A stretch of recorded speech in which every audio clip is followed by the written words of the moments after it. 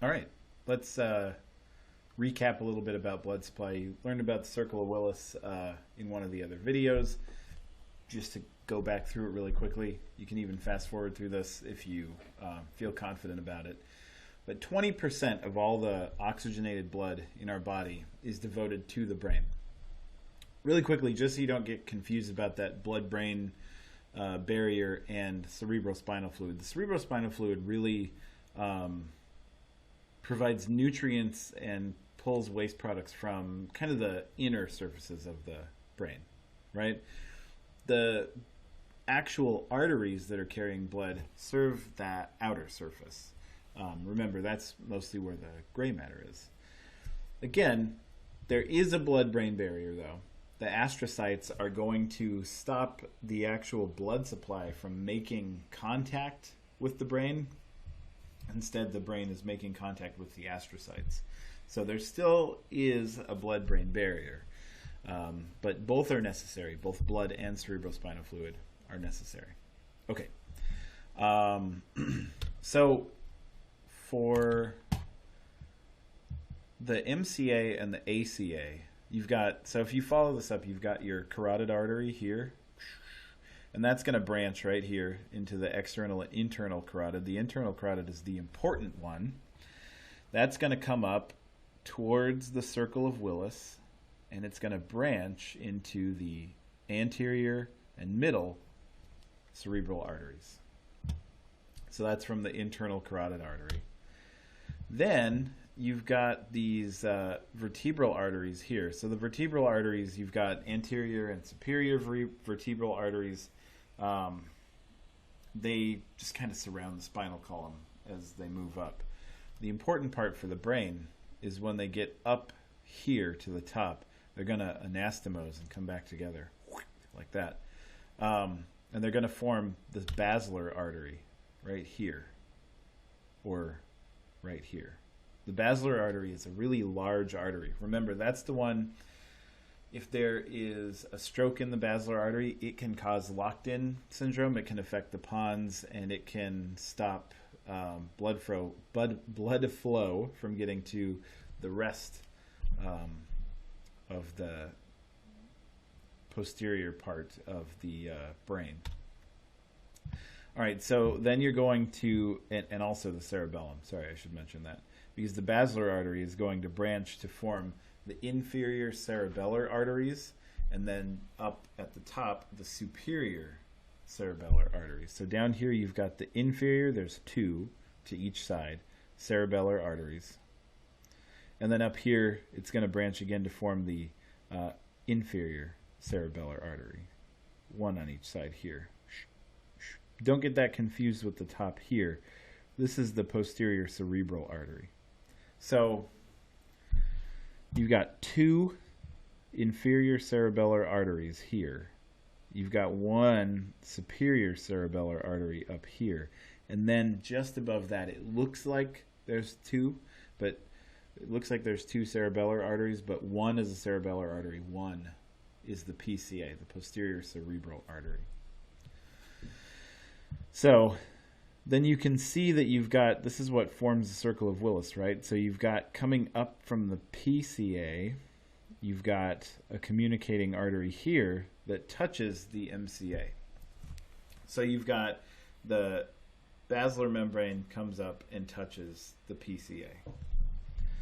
And then you've got a communicating artery here. So you've got this circle of redundancies here in the circle of Willis.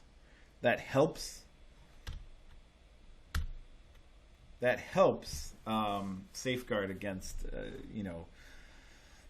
deleterious effects of stroke, but it doesn't completely keep them away.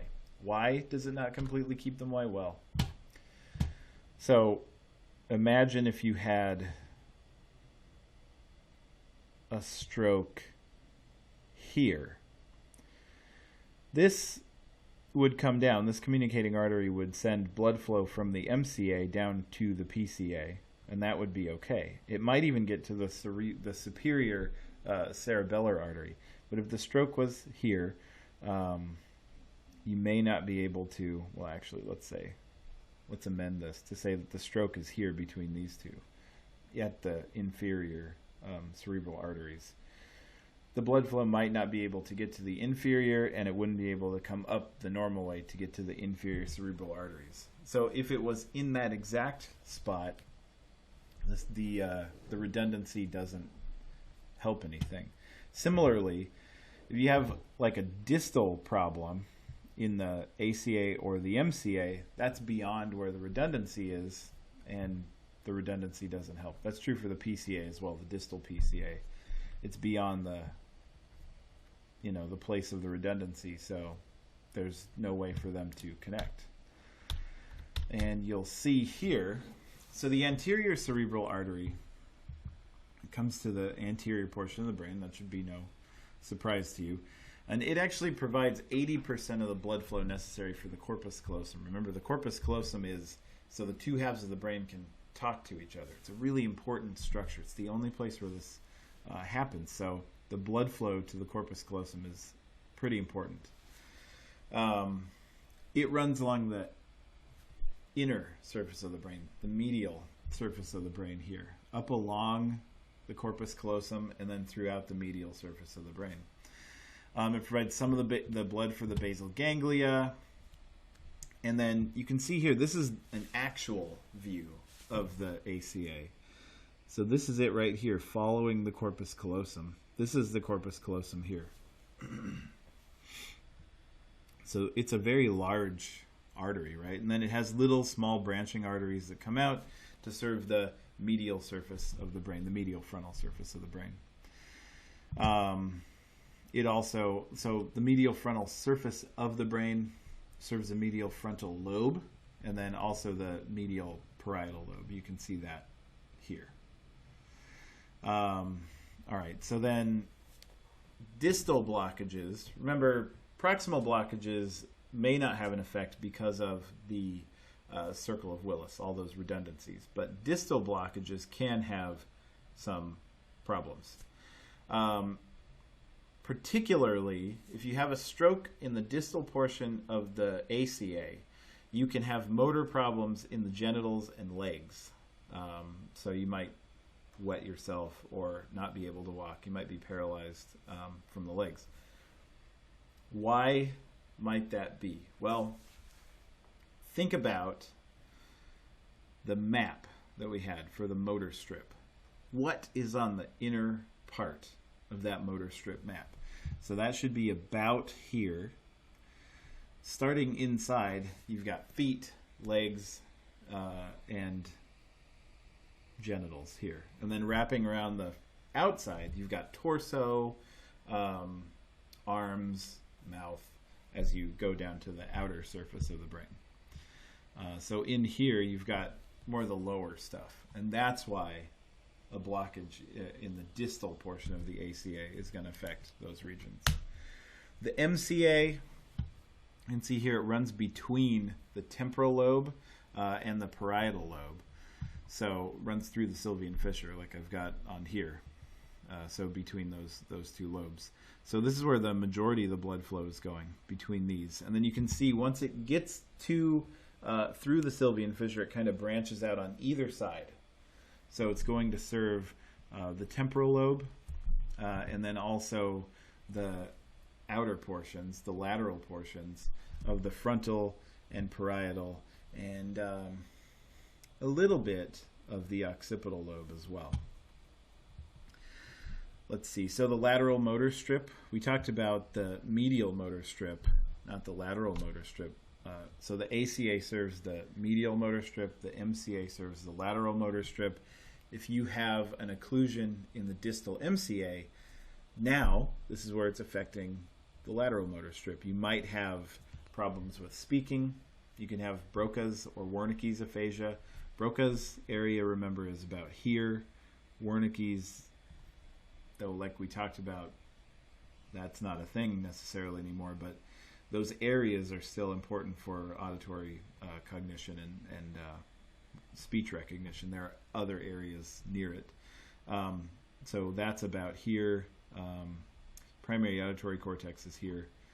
Like I said, Broca's area is here. And the motor strip that governs mouth movements, hand gestures are all in this area. So distal blockages of the MCA can cause problems with speech.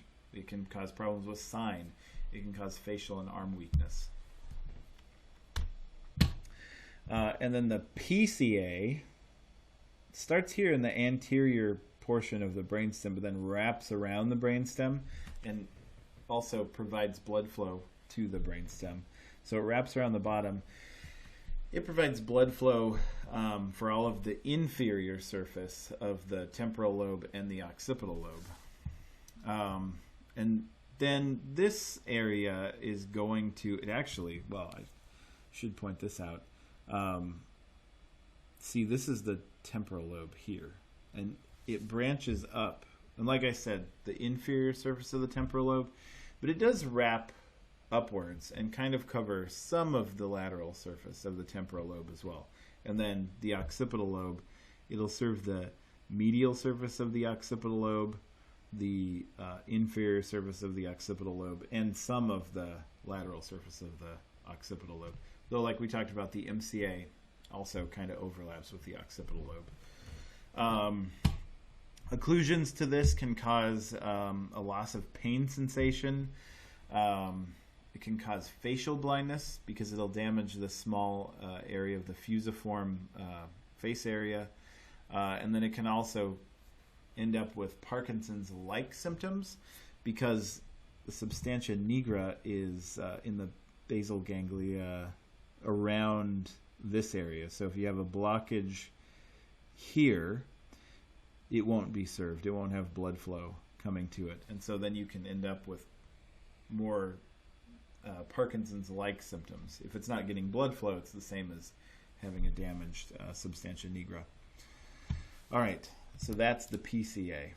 And that's also the end of blood flow.